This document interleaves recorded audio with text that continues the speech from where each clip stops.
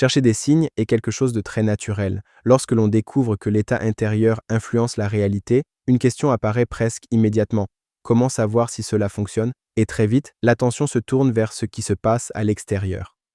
On observe les coïncidences. On remarque certains événements. On interprète certaines rencontres. Et parfois, un détail semble confirmer ce que l'on espérait. Un mot entendu au bon moment, une synchronicité inattendue, une situation qui semble répondre exactement à une pensée récente. Ces moments donnent l'impression d'une confirmation. Ils semblent dire « tu es sur la bonne voie ». Et pendant un instant, cela rassure. Mais cette recherche de signes introduit quelque chose de très subtil dans la relation à la réalité. Car dès que l'on attend une confirmation extérieure, une attente apparaît. On commence à regarder ce qui arrive avec une question silencieuse. Est-ce que cela signifie quelque chose? Prenons un exemple très simple. Une personne pense beaucoup à une situation qu'elle souhaite voir évoluer. Un jour, elle entend quelqu'un mentionner un mot lié à ce désir. Immédiatement, elle se demande si c'est un signe. Pendant quelques minutes, elle se sent rassurée. Mais si aucun autre événement similaire ne se produit ensuite, le doute peut revenir. L'absence de signe devient alors presque aussi significative que sa présence. Et c'est là que la tension commence. La réalité extérieure devient un indicateur. Chaque événement est analysé. Chaque détail peut être interprété comme un message. Vadim Zeland évoque souvent la manière dont l'esprit humain cherche des confirmations dans l'environnement. Pris symboliquement, cela montre à quel point l'attention peut se fixer sur les circonstances comme si elle devait prouver quelque chose. Mais lorsque l'on attend une preuve extérieure, l'état intérieur change. L'attention quitte l'expérience présente. Elle se tourne vers les signes. Et à partir de ce moment-là, une question commence à accompagner l'expérience. Est-ce que cela fonctionne vraiment? Ce qui rend les signes si attirants, c'est qu'ils donnent l'impression d'un dialogue avec la réalité. On a le sentiment que quelque chose à l'extérieur vient répondre à ce que l'on vit intérieurement. Et pendant un instant, cela apaise. Cela donne une sensation de cohérence, presque de proximité avec ce que l'on espère. Mais cet apaisement a une condition. Il dépend de ce qui est perçu. Tant qu'un signe apparaît, l'état se détend. Lorsqu'il n'apparaît plus, une légère inquiétude revient. On se demande si l'on a perdu quelque chose, si l'on s'est éloigné, si l'état intérieur n'est plus le bon. C'est là que la recherche de signes devient subtilement instable. Elle ne crée pas seulement de l'espoir, elle crée aussi une dépendance à l'apparition d'indices extérieurs.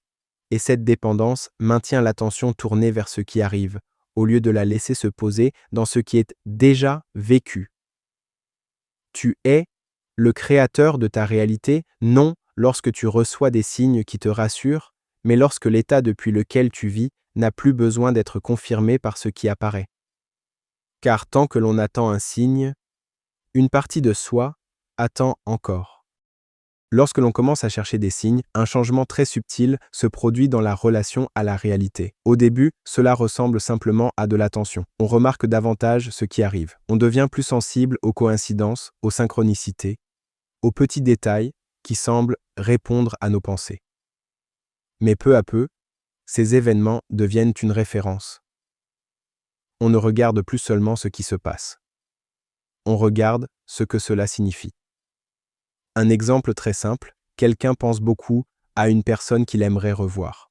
Quelques jours plus tard, il entend son prénom dans une conversation ou le voit apparaître quelque part. Immédiatement, l'esprit établit un lien. Cela semble être un signe. Pendant un instant, cela crée un soulagement. Mais le mécanisme ne s'arrête pas là. À partir de ce moment, l'attention commence à surveiller la réalité. Chaque événement peut devenir un indice. Chaque détail peut être interprété comme une confirmation ou comme son absence. Et c'est là que la tension apparaît, car si un signe peut rassurer, son absence peut aussi inquiéter. Lorsque rien ne semble correspondre à ce que l'on espère, une question silencieuse apparaît. Est-ce que quelque chose ne fonctionne pas? La réalité extérieure devient alors une sorte de thermomètre. On l'observe pour savoir où l'on en est. On la consulte presque comme un indicateur de l'état intérieur.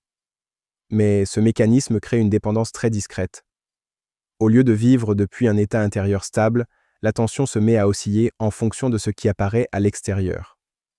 Un événement encourage. Un autre fait douter.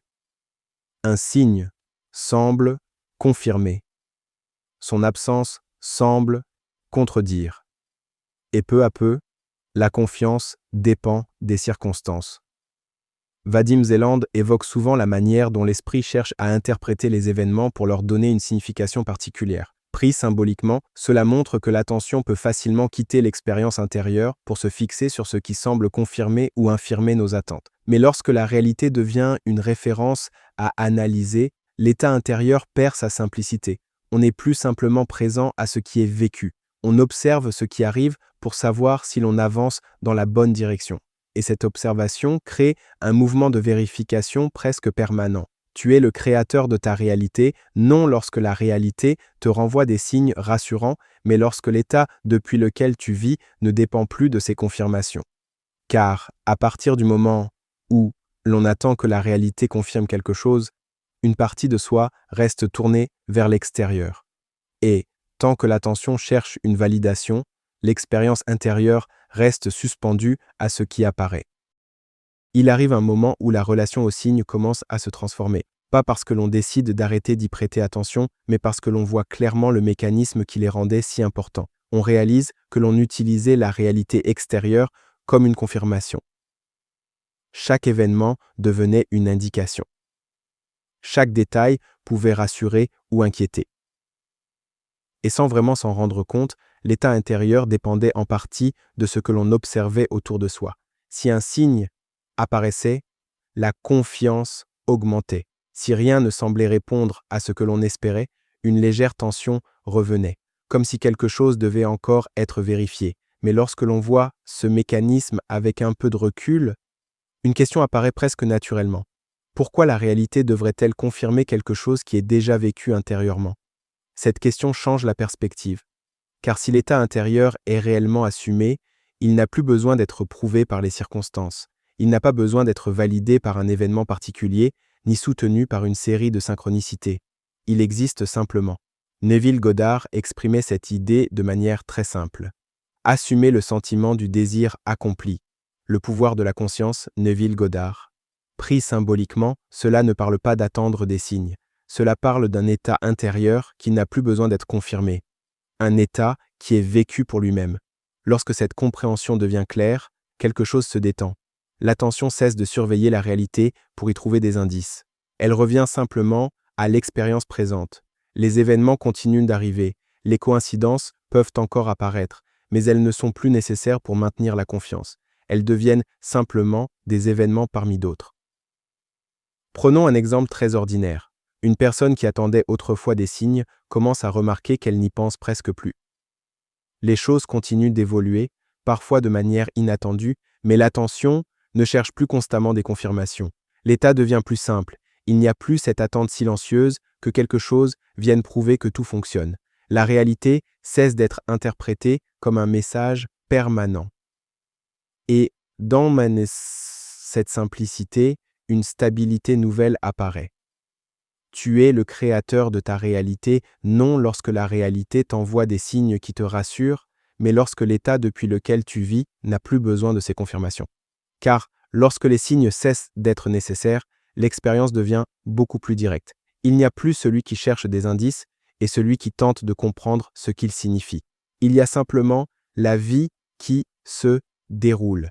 Et dans cette absence de vérification constante, quelque chose devient étonnamment tranquille. Si tu ressens l'envie de laisser cet état se poser un peu plus, le journal de l'état créateur existe comme un simple espace d'écriture pour accompagner ce qui s'installe sans effort. Le lien est disponible dans la description de la vidéo. Tu peux aussi t'abonner à la chaîne pour revenir dans cet espace quand tu en ressens l'élan et laisser un commentaire pour partager ce que cette écoute a fait résonner pour toi.